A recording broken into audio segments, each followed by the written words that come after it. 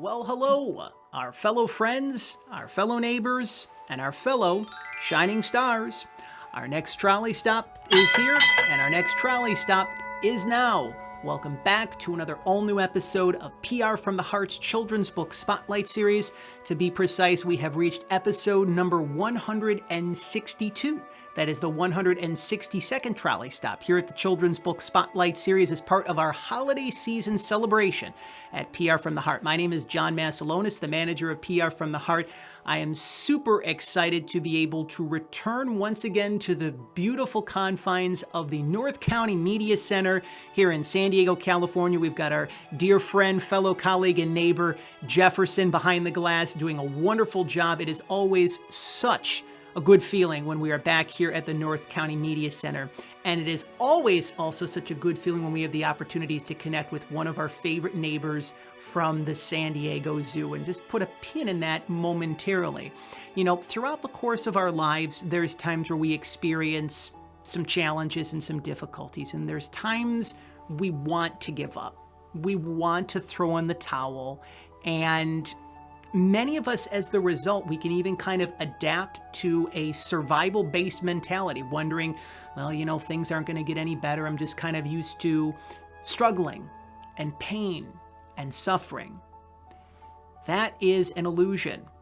Thanks to one of our favorite new neighbors, one of our new animal friends at the San Diego Zoo, we are being reminded that we have the opportunities, even if we experience a rocky beginning, growing up in life for a good majority of, let's say, the first part of our life, we have the opportunities to turn it around, that we actually have the opportunities to thrive.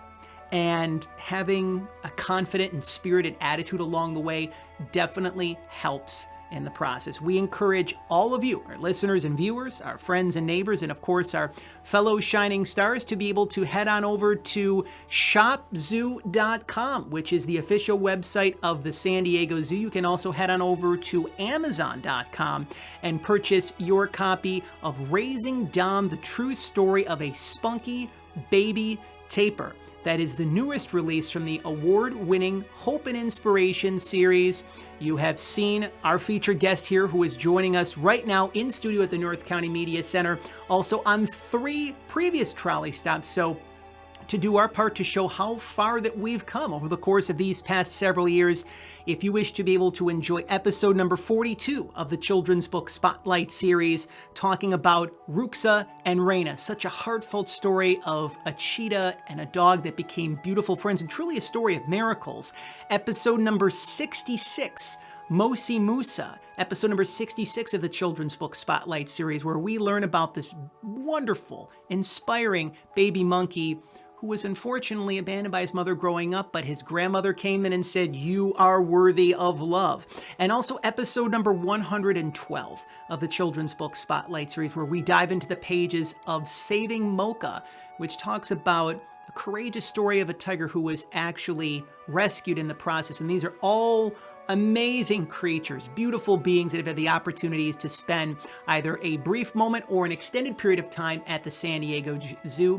Joining us here in studio at the North County Media Center, one of our dearest friends and neighbors here at PR from the Heart and the Children's Book Spotlight series, award-winning children's author, the creator of the Hope and Inspiration series, and the director of corporate publishing for the San Diego Zoo Wildlife Alliance, Georgeanne Irvine. I'm still amazed a lot, Georgeanne, because I do that without a prompter. That's just all autonomic kind of thing. Amazing. It's like, oh my gosh. Yes. It's just coming out. Yes. You're so eloquent. So good to have you here. Oh, so good to have you great. here. It's great to actually be in studio. Yes. We've done a lot of our other segments on Zoom. We have. And so, like, again, you know, when we first connected with one of them, I'm just going to share this brief story before we officially commence with our trolley stop.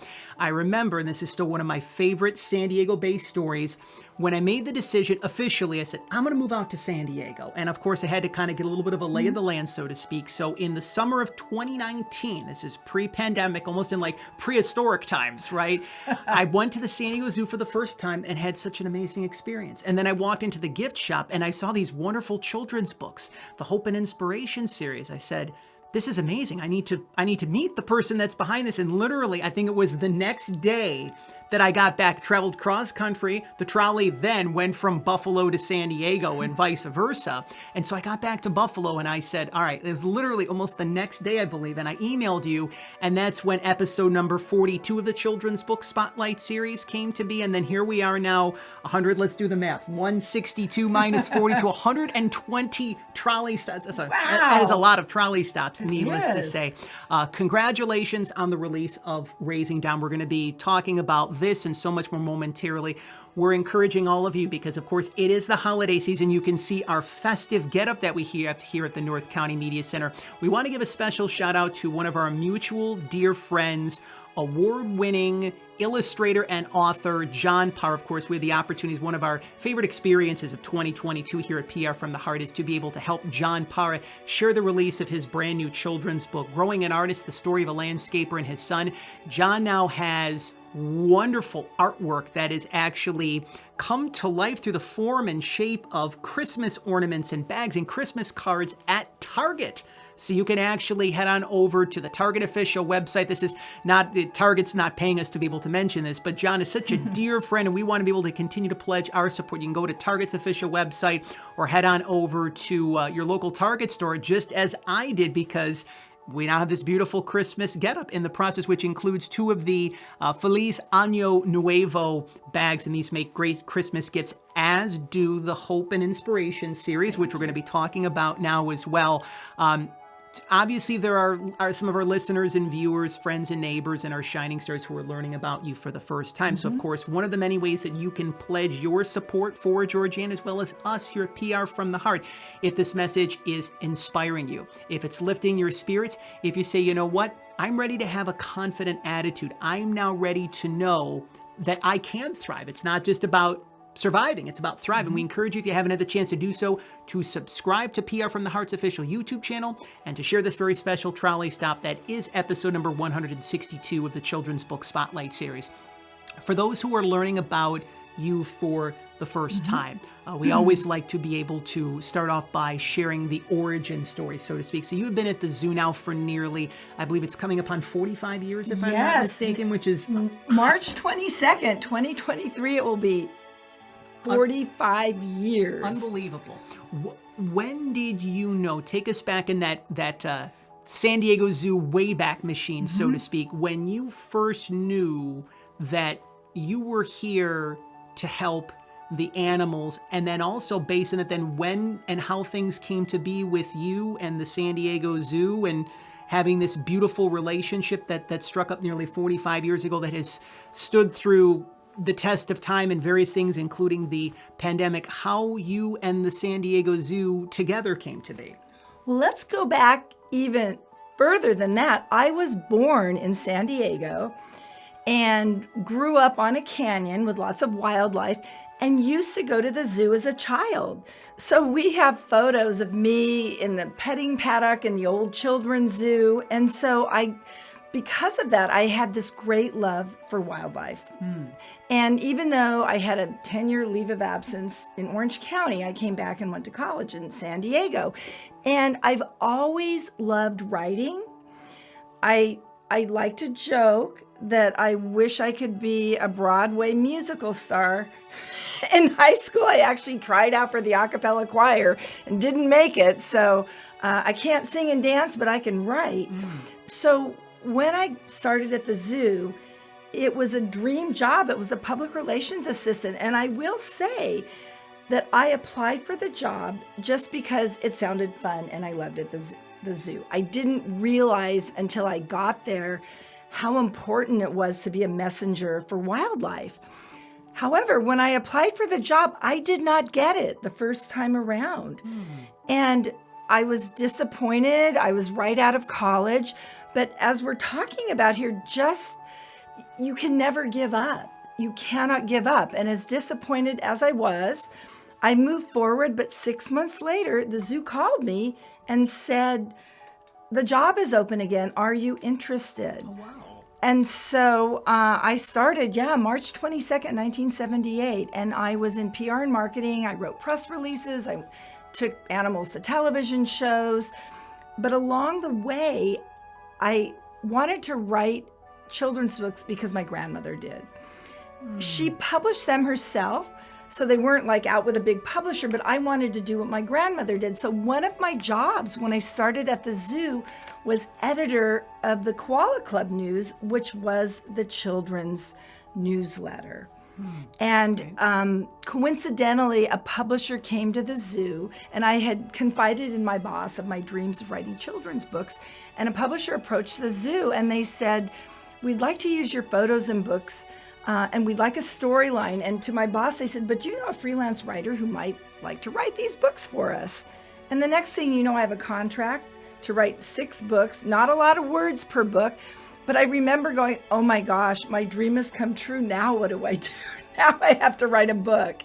And so I wrote books over the years, and the rest is history. I love how everything blends together with your journey, because there's sometimes when there's something that's presented to us and it's kind of like, well, what's the next step, or how is this all going to work itself out? And this, like, I'm really like your journey. You've had the opportunities to do so many things at the zoo, but one of the things that I really want to let our listeners and viewers, our friends and neighbors, and of course our fellow shining stars know is that you're very humble, you're very appreciative, and you're very grateful. And it would be very easy for someone who has the accolades and the calling card, so to speak, as yourself, to be all hoity-toity, high and mighty, and just look down on people, because there are people that are like that, with all due respect to those people, so to speak. And we'll put a pin in that, and we'll circle back to that later in the process.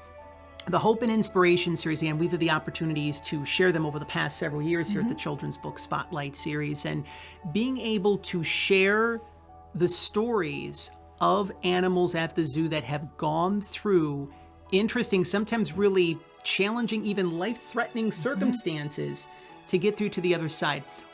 Especially like looking back at how the series has grown, looking at how you've grown, your time at the zoo has grown. Why is this really not even, I think that there's a term that the beloved spiritual teacher, New York Times bestselling author, Dr. Wayne Dyer used. He used the term, your dharma. So that's really like your mission, your purpose. It's why you breathe. It's why you wake up every day. It's not just a job. It's not just a career.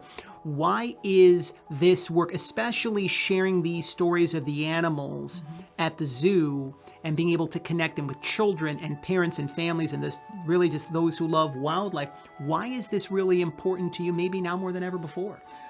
Wildlife around the world is disappearing, and habitats are disappearing. And it's really critical that people realize this and do something to help. The San Diego Zoo Wildlife Alliance is a conservation organization, and we do work on behalf of wildlife and habitats all over the world.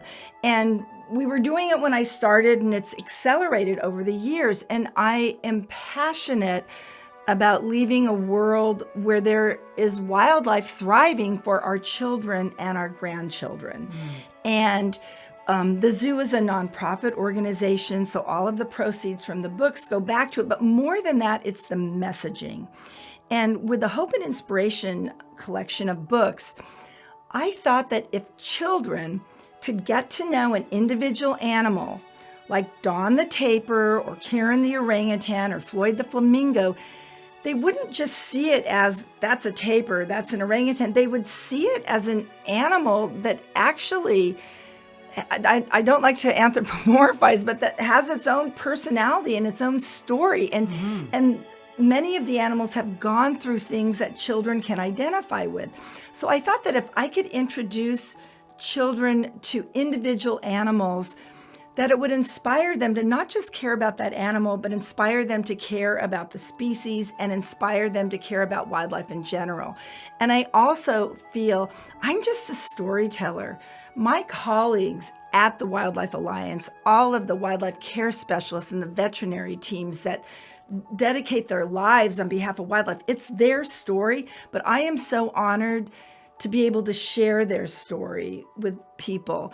And it's been really quite an interesting journey because kids do identify with the animals. And when I have a colleague telling me that she bonded with her niece over the Floyd Flamingo book, And now every flamingo that her niece sees is Floyd.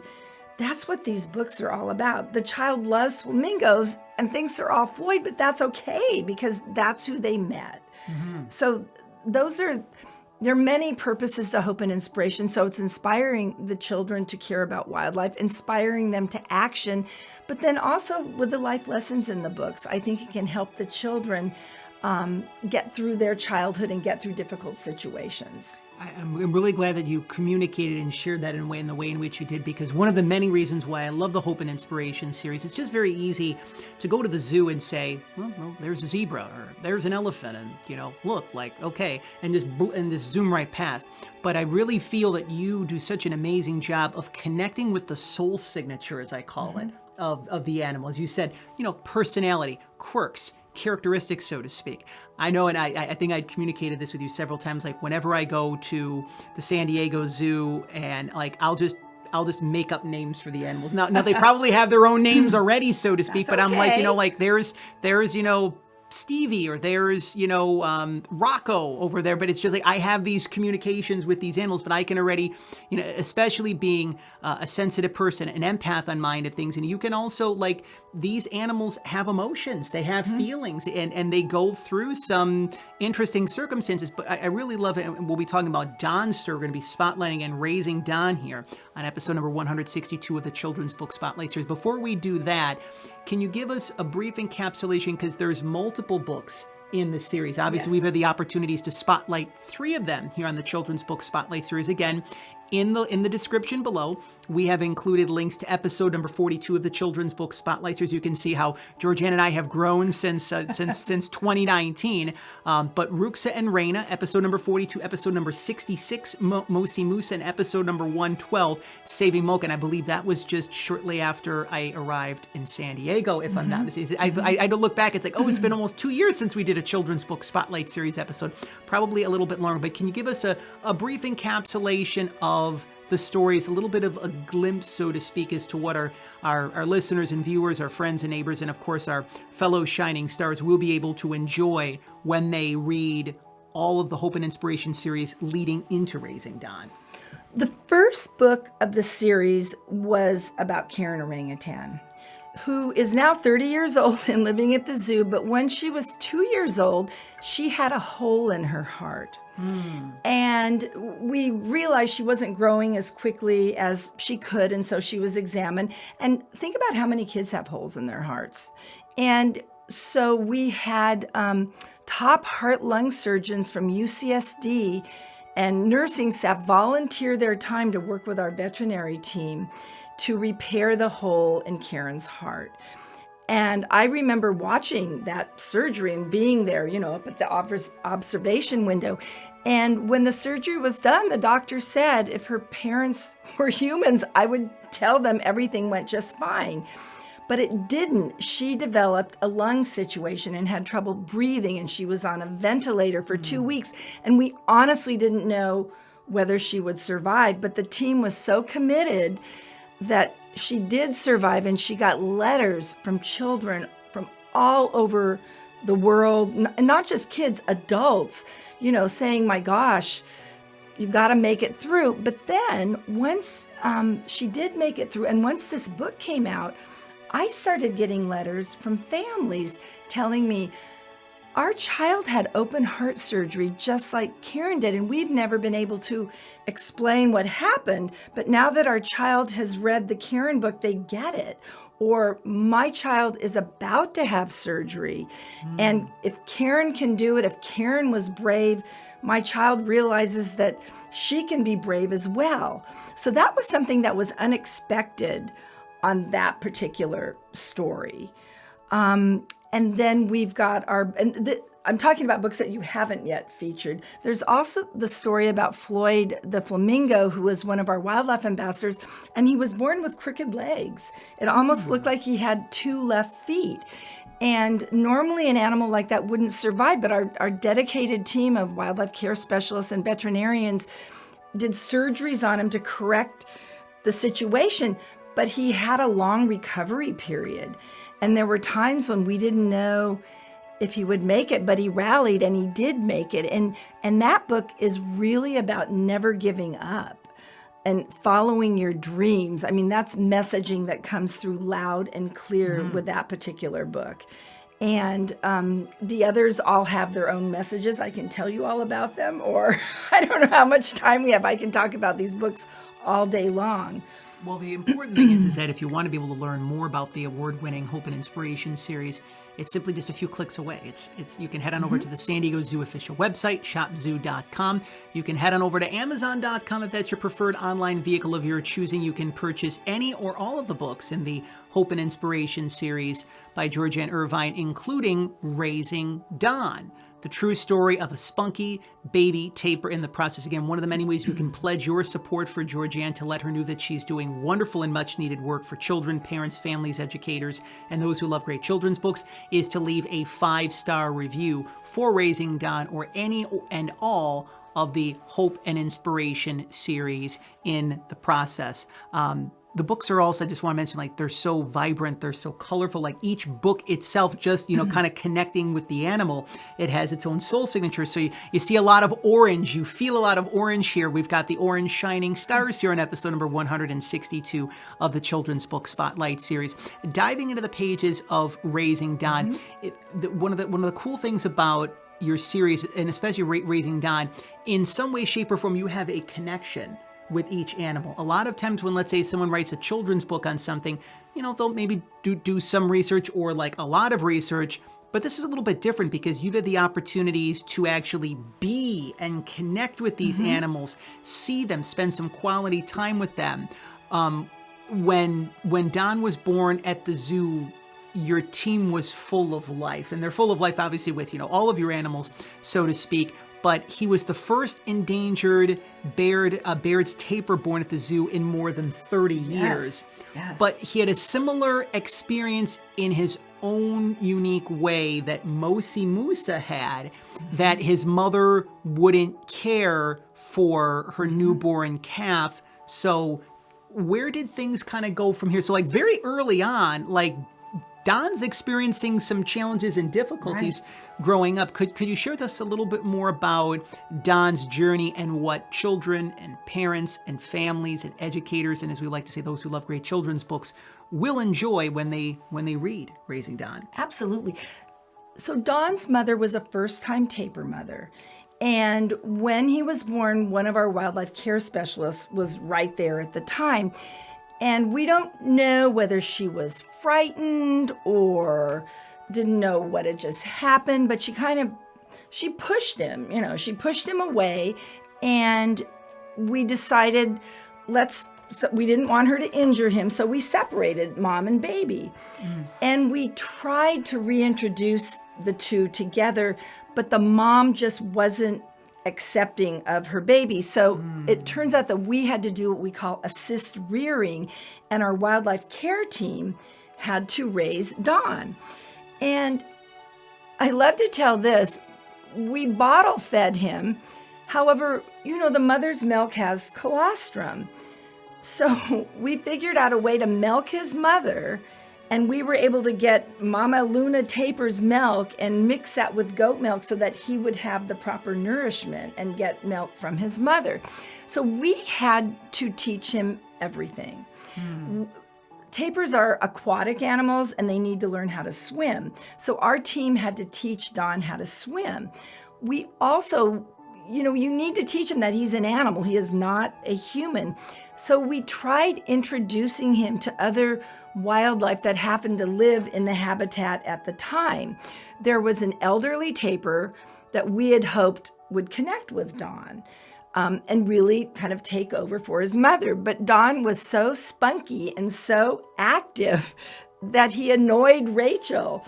She's really old, and Don's running around and bugging her. And there's one point where she put her mouth around his leg. She didn't hurt him, but she just said, "Okay, you're too spunky."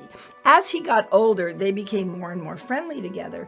But we introduced him to a capybara, the world's largest rodent, and he became friends with Bristle the capybara. But the llama and the guanacos bullied him. they kicked at him and they spit at him. And even before they were introduced, when he was 2 weeks old and they saw him for the first time, the guanacos pinned their ears back and they did their alarm call, which is like between a bleat and a laugh. And so what I think kids can learn from this is that as Don grew older and as he befriended the capybara, he didn't care. He didn't let it bother him that other animals were not liking him. He just went and found a new friend. And I think bullying is not the theme of the entire book, but I think what kids can learn is that Don was bullied and he didn't let it bother him, and he was very, very confident. And as he grew up to be a very confident adult. And he is now living at the Nashville Zoo in Tennessee, and he's got a girlfriend, Juju, and we hope that he will, it's J-U, like a jujube, and the hope is that he'll become a father of a critically endangered species. But the point is, he didn't have it easy. He didn't have his mother raising him. But the good news is, his mother had another baby, and when she had the second baby, she did raise that baby. So we think awesome. Maybe by observing, she learned. You never know why she didn't raise him, and we can only guess. But I think it's really great that right before he left for the Nashville Zoo, she had a baby and she raised it. That's great. So, because we don't want kids thinking, oh, that mother didn't raise her baby. It's not really her fault. It just was the circumstance. And I'm really excited for kids to be able to read Raising Don because, again, the way in which the messages are very relatable. Not only children, but us as big kids. Many times throughout the course of our life, we feel lonely or we feel unaccepted or unappreciated, that no one cares for us. We're like on an island unto ourselves, so to speak. And so showing the fact that Don had this perseverance that said, you know what, like, I'm my own cup of tea and I'm going to be attracted. I feel he kind of emitted this energetically, so to speak, like whoever's going to be in my life is going to be in my life. And to be able to continue to move forward and to really, he's obviously bringing hope to his species, obviously, but he's bringing hope, hence the award-winning Hope and Inspirations. He's bringing hope into the minds of children. Let's be honest, Georgeanne, this kind of leads me into like the connection of the theme of the book with the holiday season.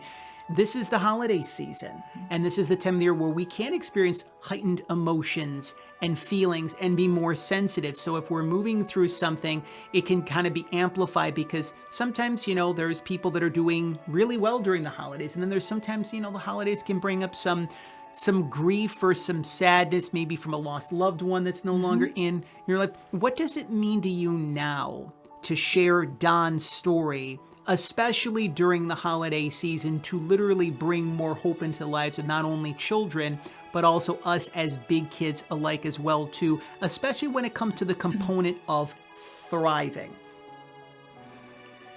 I think this book can be incredibly inspirational to people if they're feeling down and they read it and they see that. And our team really helped raise him. We have the best wildlife care specialists in the world, so I need to give them all credit, and our veterinary team. But I think when people read the story and they see that nothing really bothered Don and he thrived no matter what seemed to happen in his life, I think that gives people hope that their own lives can be like that. And again, I don't really like to anthropomorphize, which is giving human feelings to animals. But on the other hand, if an animal's experience can help guide a human and help them thrive and believe in themselves. And I think another message is be yourself. In this book, Don was himself. And so the guanaco spit at him and he just went on and he stayed Don. He didn't, like I said, he wasn't afraid. And I think by reading this book, it will inspire people to be who they are, to not let things get them down. And there's not much cuter than a baby tapir. They look like a brown watermelon with legs. and they've got really spunky personalities, and Don was particularly spunky, hence the name of the book. So I think during the holiday season, it's a book that will inspire people to have a great holiday season in spite of what's happening, but I hope it inspires them to really love wildlife as well. And not just tapirs, but take a look at the wildlife in our own backyards. The owls and the coyotes and the bobcats, for those of us who live in San Diego, and people all over the country, of course, have different wildlife in their backyards. So I just hope it inspires them to care and smile and feel happy. It's interesting you mentioned smile, because one of my favorite passages of the book when it talks about, when each day when Don, he was visiting the pond and how he was becoming more courageous and more braver. And when he was with Kimberly in the book, and you literally see, it looks like Don is smiling. There is a photo, yes, that looks just like that. It's just like, again, this is why, obviously animals are different from us, but there's a similar thread that we share between us and them, and it's so awesome how animals, I've been to the zoo several times, obviously. When you go to the zoo, you always wow, that was an amazing experience. You always feel more uplifted. Talk to us, if you could, a little bit about the connection. And this is obviously a credit to your amazing team at the San Diego Zoo. But what is it about animals? Because there's times if we're grocery shopping for 45 minutes or an hour, we can come out and feeling, it's like I'd say, so I spent $500 on grocery shopping this end. But what is it about going to the zoo, specifically the San Diego Zoo, and specifically even more than that, connecting with animals, that just really can turn that day that might be challenging or difficult, just like that automatic light switch? What could you kind of expand upon that for us? So we have the San Diego Zoo and the San Diego Zoo Safari Park. So we actually have two parks, and we have beautiful natural habitats where the animals live. So in a way, when you visit either one of our parks, it transports you away from the city, away from your home. It transports you into the world of wildlife. And I've had people say to me, well, I can watch a nature film. It's not the same. When you get to the zoo, when you look into the eyes of Karen orangutan or one of the gorillas or one of our other tapirs, you feel something, you hear them, you smell them, you sense them, and it is an escape. And for my first 40 years at the zoo, my office was on zoo grounds. Now it is not. It's in between the zoo and safari park. But if I was having a challenging day or I was getting overwhelmed with work, I would go outside and I would go to one of the habitats where one of the animals, it didn't matter which animal it was, and I would look at them and I would admire their beauty and I would watch their behavior, and it would just transport me to another world, and it would make my day better. And people come to the zoo to escape. They come for a family experience. They come because they love wildlife.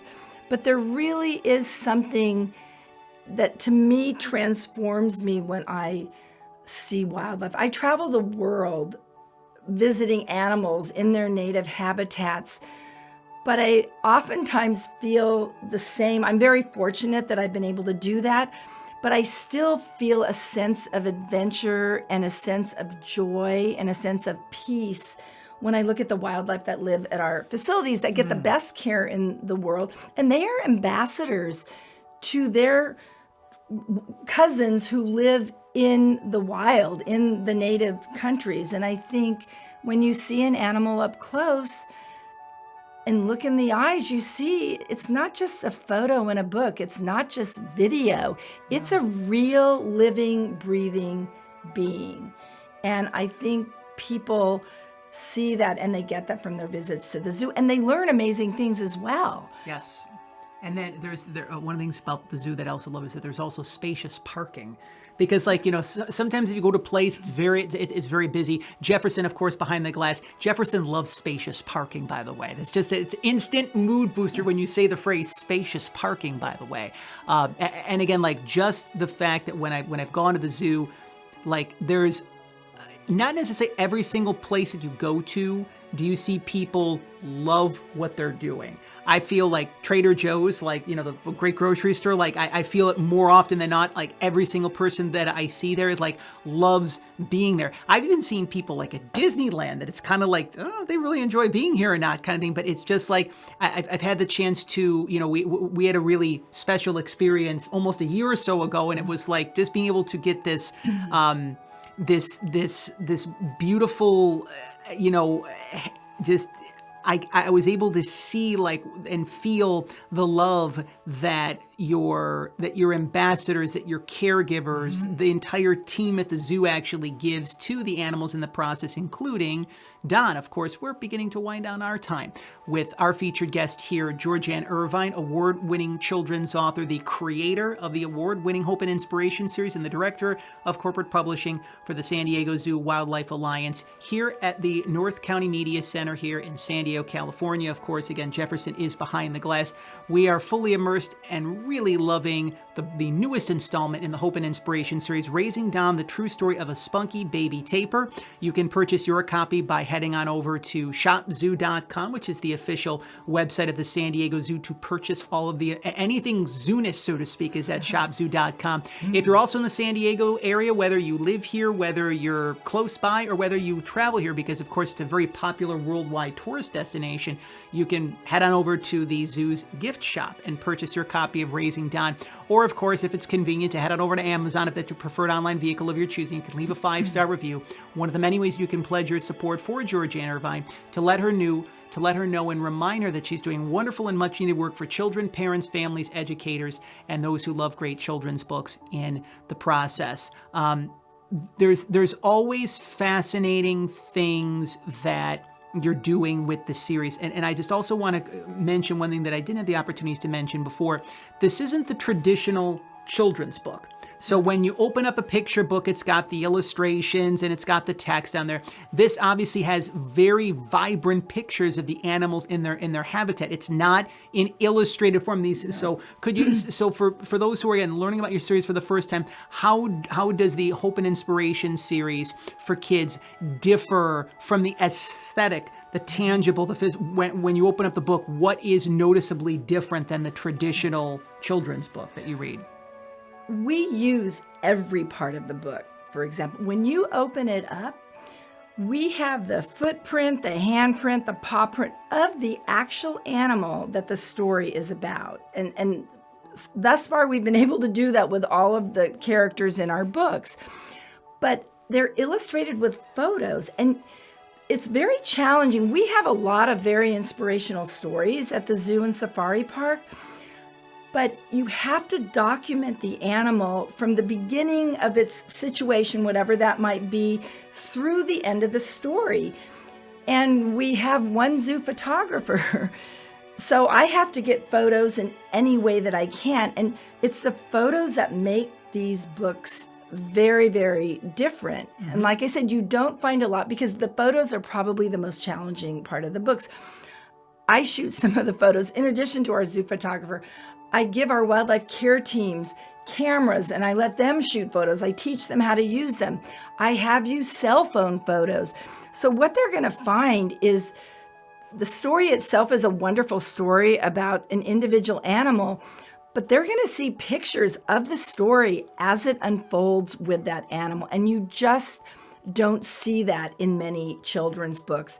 In addition, we have a fact section about the species in the back. We have a map in the back. And we also have a list of things children can do to help wildlife. And I worked really hard with our education teams to create this list because sometimes you read a list and it's all these complicated things that, well, a child really can't do that.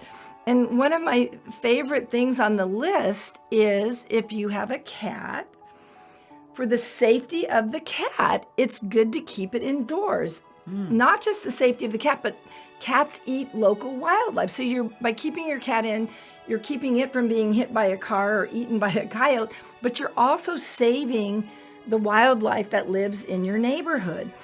Just learning about your local wildlife and sharing it with your family as one of the things you can do, or learning about climate change and having a discussion, whether you believe it or not, which I happen to obviously believe that it's real. At least you're learning and you're doing your own research and recycling. So the list in the back of the book gives concrete things that children and their families can do on behalf of wildlife.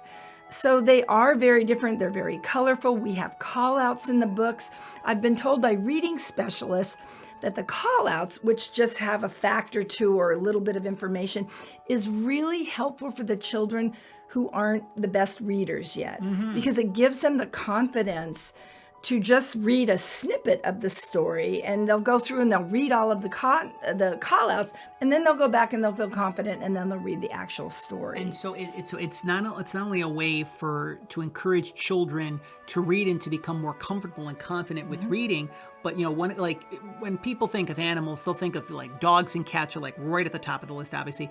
But tapir doesn't necessarily come to mind. Like Jefferson, you probably wake up in the morning and like you know what? I wonder how the tapirs of the world are doing today. It's like, well, no, here's my dog, here's my cat. Maybe you mentioned the elephant or the zebras. So you're really helping children to connect with their confidence while also becoming more learned beings in the process, because again, there are so many different creatures that are out there. There's so many different forms of wildlife that actually exist. I really love the fact how in the back of the book there's also fun facts about tapirs, and we'll just actually kind of mention one of them right here, that in the wild, an adult tapir can eat up to 85 pounds of plants and fruits in one evening.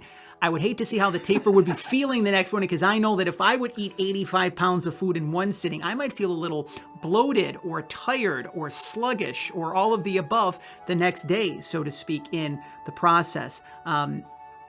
Everything in life is always a teacher, and I can just imagine the animals at the zoo, these beautiful creatures, have really taught you a lot about yourself, and they've taught you a lot about life. Since we're spotlighting Don here today, Raising Don, the true story of a spunky baby tapir, what has your connection, your relationship, and putting even this book together now, sharing it with the world, what has Don taught you about yourself and life? I watched Don grow up, which was really special to me, and I was privileged to interview his wildlife care team and get to know him. And I think watching his confidence, I do have confidence, but every once in a while our confidence wavers. And just watching him and watching him fearlessly learn how to swim and thrive. So I think he's just a reminder for me that it's important to believe in myself, and important to be myself, and it's important to have confidence, because we all should love ourselves. Very much so, especially around the holidays and leading into the start of the new year. And I'm so glad, even that just taking a look at the back of the book, just the beautiful images that you've shared with yourself and Don, and just yourself and all the animals. You can really feel that when you connect with the Hope and Inspiration series, which again, it's available at shopzoo.com. You can also head on over to amazon.com if that's your preferred online vehicle of your choosing. Leave a 5-star review if you feel guided to do so for Don, for Raising Don, the true story of the spunky baby tapir, or any and all, I should say, of all of the books in the Hope and Inspiration series. Karen's Heart, Rooks and Raina, Fabulous Floyd, Mosi Musa, Saving Mocha. I love the colors. Like we're all about color coordination, as I mentioned here in the children's book Spotlight series. And blue is one of my favorite colors. And as you know, obviously the connection that I have with my late grandmother, being part Polish, Jane Sajecki, we called her Babcia, right? And just so again, like your stories, and I've shared this with you, and this is the opportunities. The first time that I had the opportunities to tell you this to you face to face, your books have helped me so much in my own healing. And I know that the books are on the surface they can just be stories about animals and things of that nature. But this is why I think one of the things that I wanted to do to begin to conclude our time here together is that it is the holiday season, and there's a lot of people, even still coming out of the pandemic, there's a lot of people that are struggling. There's a lot of people that only feel that pain is the way that life can be. There are people that are, even suffering and suffering greatly, so to speak. And this may sound like pedestrian to a certain extent, of small potatoes, but I really feel called in this particular episode of the Children's Book Spotlight Series to be able to remind all of you, our listeners and viewers, our friends and neighbors, and of course our fellow shining stars, that you can thrive. I know that I made the decision when I moved out from Buffalo to San Diego 2 years ago. I said, it's time to thrive. It's not to say that my life was horrendous beforehand or whatnot. I obviously moved through my own challenges in the process, but for those parents, for those adults, and even for those kids, just for anyone that's out there that has kind of just been in one paradigm of life, or even a chapter of their life has been the struggle, pain, suffering, and they want to shift to more of a thriving state. What are some of the simple things that you can suggest for those who want to be able to connect with more of that thriving state? And if anything, just to know that really good things are not only possible, that they can be a part of your regular world. It just doesn't have to be this fly-by-night kind of, something great happened to me today. It's going to be a long time until the next thing happens. That's good in the process. So what are some things that you'd like to communicate with our audience in the process? What I truly feel is most important, and this is how I live my life, is having a positive attitude. And the cup is, for me, always half full. It is never half empty. And I know that's a cliche, but I've had not so good things happen to me, but I always think about, okay, what am I supposed to learn from this? Okay, I have a lesson, let me move forward. So I don't think somebody did this to me. I never think that. I just think, okay, something just happened and I can learn from it, but let me think positively and let me move forward. And I really feel that a positive attitude helps. And you just need to work at it. You need to change the way you are thinking. And so for example, I was on a trip to Alaska and to see bears. And I did not know I had a detached retina. And I did all of these things that probably could have blinded me. With a detached retina. With a detached retina. And I remember getting it diagnosed. And a lot of people said, well, weren't you upset? Weren't you angry? And it's like, no, I can't. I need to heal. I need to be positive. I need to think, okay, I saw bright lights in my eye and I didn't go to the doctor, so I can help other people. If you see flashes in your eye, it might not be serious, but just get it checked. So it was a very hard recovery process where I had to be face down for an entire week. I remember that. But again, people said, how did you do it? I couldn't do it. I said, yes, you could. If your eyesight, if you're healing so that you have your eyesight, you just have to get into a frame of mind of positivity. And what did I learn from this? And so I just thought of all the positive lessons I learned from it, So I think it's really the attitude and how you look at things. And you do have to train yourself, because it could have been a horrible thing. It could have been, I almost blinded myself, but it's like, okay, I had a really great trip to Alaska. I luckily didn't blind myself, and now it's fixed. And I think that helped me get through it. So I think if you have that sort of an attitude with everything in your life, it can help you get through even the toughest times. And I even remember that time. It seems like so long ago, but it was only yesterday. And even just like the compassion that you showed for yourself, the grace that you showed for yourself. I remember you're like, John, I'm going to be like lying like face down in a pillow for like a week or two. And there's a part of me that's like, that seems rather uncomfortable. But then even just the way in which you're communicating, it's like, you know what? I'm going to do the best to make the best of this kind of thing. And, again, I'm just, this is why, like, I'm so glad, especially, all of our children's book spotlight series episodes that we've done together, which, by the way, again, in the description below, we have included the links to episode number 42, episode number 66, and episode number 112. You tack on episode number 162. That is a very good bingo here at the North County Media Center. Jefferson is a huge bingo fan behind the board, by the way, as well, too. You got to love the bingo as well, too, in the process, especially if you got some nice potato cheese or sauerkraut pierogi. Those are good bingo essentials as well, too. So again, if you want to be able to learn more about the rest of Georgeanne's amazing story, the Hope and Inspiration series, specifically we focused on Rooks and Reina, Mosi Musa, and Saving Mocha as well, too. Of course, as always, as we close out each children's book spotlight series episode, in fact, before we actually do that, every time that we communicate and share one of these beautiful books, there's always something on the horizon. There's always something on the horizon for you as well. And 2023 literally and figuratively is just around the corner. Literally in a few blinks of an eye, it's going to be 2023. What are some of the other things, if you can share in the process, some of the things that you're going to be sharing with all of us in 2023 and beyond? Well, it seems like one of the most popular animals in the world right now is a sloth. Mm-hmm. And so I've written a book about Tornero, who is one of our wildlife ambassadors. And actually, he does not have any hardships in his life, but it's the story of a baby sloth being raised by his mother and how he learned to become a wildlife ambassador to teach children how important it is to save the rainforest. And so that book is called Teaching Tornero, the true story of a sloth superstar. And that is at the printer as we speak, and that will be out in the spring. Okay. And I have just finished the manuscript, which our wildlife care team is reviewing to make.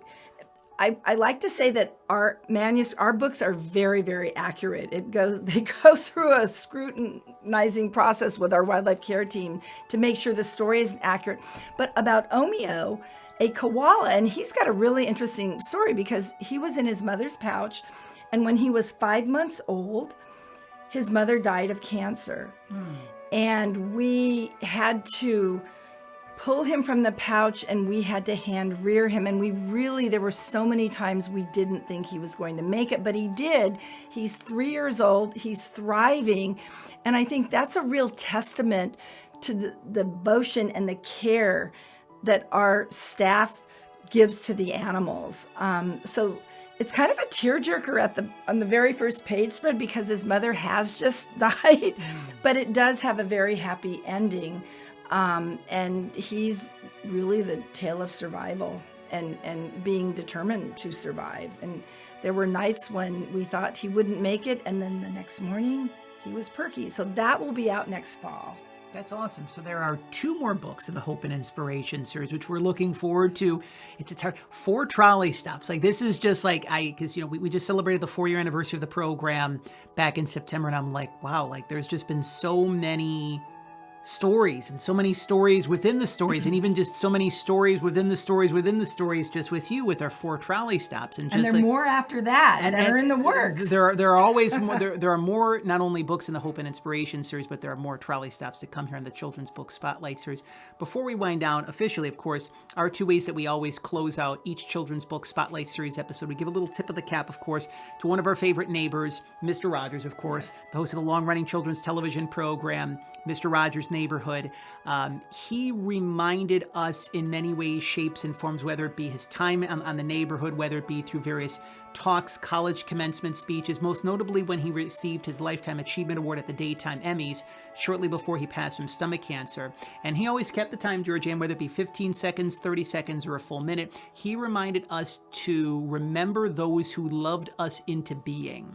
And that was his way of saying, remember those people who help you to connect with your confidence, to have a spirited attitude, to know that anything is possible, to hang on to hope, the fact that you can step into a period of thriving, so to speak. You've had the opportunities to mention several people over the past several Children's Book Spotlight series, the past trolley stops here that you've joined us with. Who is someone or someones that you would like to share publicly here on the Children's Book Spotlight series on episode number 162 that helped love you, Georgeanne Irvine, into being? I had the most wonderful, loving mother in the world who believed that I could do anything and helped give me confidence.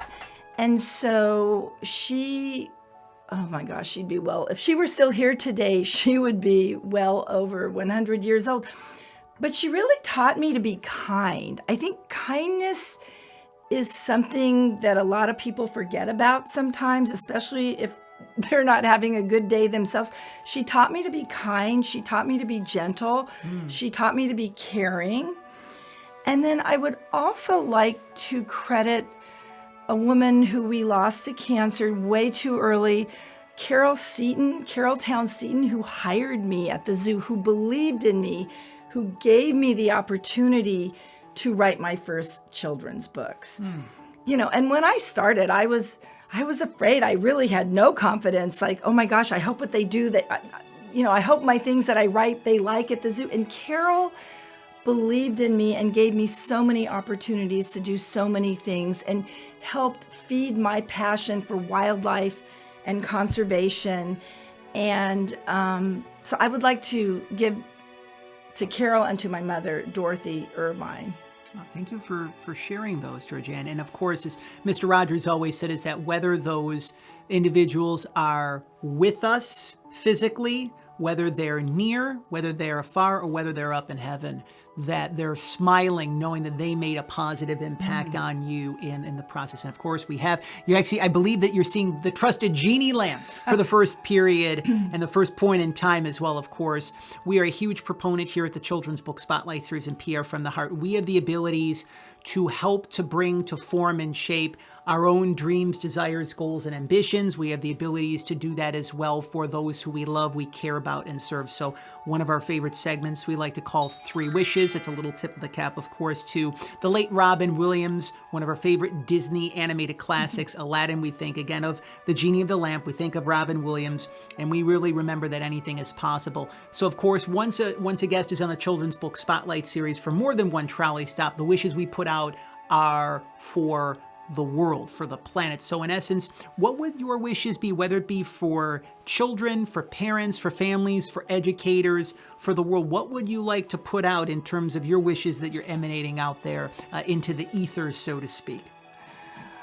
Well, I would like to see the world heal, meaning I would like to see the wild places exist for future generations and animals thrive. And I hope that I wish for people to realize that we can thrive with wildlife and wild habitats on our planet. And we have to cohabitate and we have to work together. So I hope that people will see that and will learn that we need to be side by side with nature. I would like to see people, children, adults, get out in nature. There's something called nature deficit disorder, and it's real. If you spend all of your time indoors, it's not good for your health, and it's not good for your well-being. So it's really important, even if you just go out and take a walk in a park and you see a bird. I mean, it is so healing. So I really wish people would get outside and take a moment to appreciate this beautiful world of ours. And I know that it will help them, and it will help them have a better day and a healthier life. So do I need a third one? I think I have a third one. And I would like people to realize and practice kindness and know that there is kindness in this world. And realize that when you are kind to someone, even a stranger, you may not realize the effect you are having on that person. They might be having a bad day, and if you even say, oh my gosh, I love that blouse that you're wearing, believe it or not, something like that can make a difference, as silly as that sounds. So I think practicing kindness, being aware of the people around us, is a wish I also have for people. Be kind to others. They will be kind to you. You will have a better life because of it. And now that you have remembered that thriving is your natural state, It's why you're here. You've remembered now, and we're helping you to remember even further that anything good is possible, so to speak. So we encourage you, if you haven't had the opportunities to do so, to subscribe to PR from the Heart's official YouTube channel and to share this very special trolley stop that has been episode number 162 of the Children's Book Spotlight series. So as this has been a magical trolley stop, Georgeanne, let's do the checklist, so to speak. So again, raise your hand if you've had fun on episode number 162 of the Children's Book Spotlight series. Okay, so check. Jefferson raising hands, Georgeanne raising hands, I'm raising hands. The little ones on screen once again are raising their hands. That means mission accomplished, job well done. But we are not done here at PR from the Heart. There are so many more magical trolley stops to come. So if you are a children's author, if you're a children's illustrator and would love to share your inspiring story and the release of your brand new children's book, just like Georgeanne did here today on this week's episode of the Children's Book Spotlight series, if you would like to not only share your inspiring story, but the release of your brand new children's book, you can head on over to our official website, which of course we're now reflecting on screen along with our social media platforms. We like to keep it simple here at PR from the Heart. prfromtheheart.com for our official website, or you can reach out to us via any of our social media platforms, all at PR from the Heart, Facebook, Twitter, and Instagram. Of course, one of our favorite things that we have the opportunities to do here at PR from the Heart, of course, we're almost approaching the 2-year anniversary of PR from the Heart's Neighborly Reviews bookcast. Each and every month, of course, if you remember the long-running children's television program, Mr. Rogers' Neighborhood, then you will remember the beloved Mr. McFeely on the program. Of course, we know him and we love him as David Newell.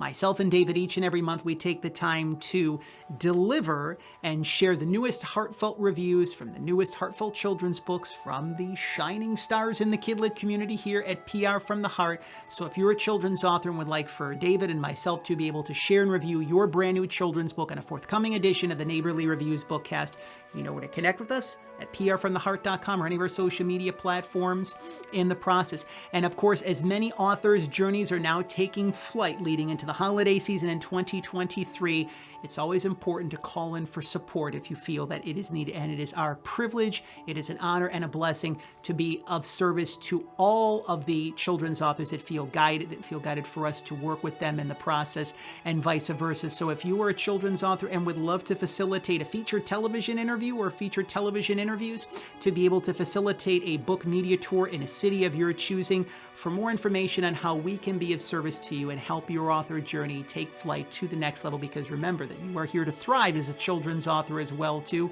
and we like to do our part to see how we can help that become your reality. You can schedule your courtesy connection call by heading on over to our official website, prfromtheheart.com, and again, let us see how we can be of service to you.